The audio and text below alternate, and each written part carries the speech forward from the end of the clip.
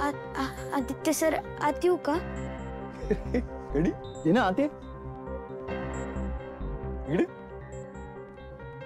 तुला कधीपासून परमिशनची गरज लागली? हा काय रे, काय झालं? इकडे इकडे बस, इकडे बस.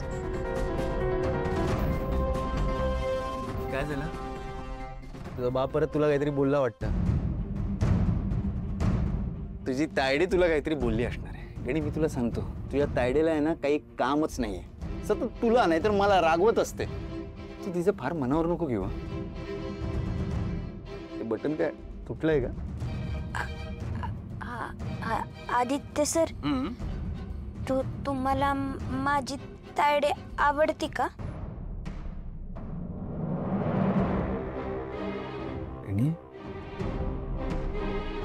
हो, आवडते तुझी तायडे. मलाच काय, सगळ्यांना आवडते तुझी तायडे. आदित्य सर, मी मनापासून विचारतोय. ओके बाबा, विचार. तुम्ही माझ्या तायडे बरोबर लग्न करणार आहे का?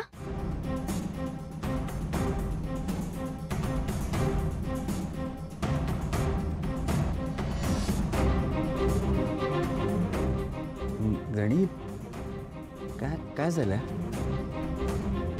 तू असं अचानक. आदित्य सर, बाळानं तुमची नोकरी सोडली. होय. आणि आता आम्ही दुसरीकडे राहायला निघालोय. आदित्य सर, पण बा आमच्या संग तायडीला घेऊन जायला तयार नाही.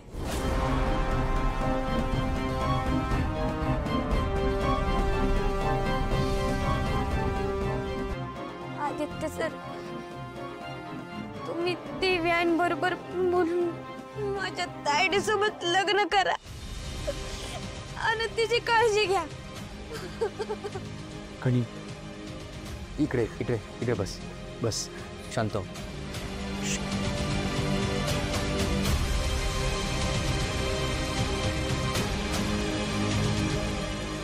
मोठा झालास रे. आणि बघ,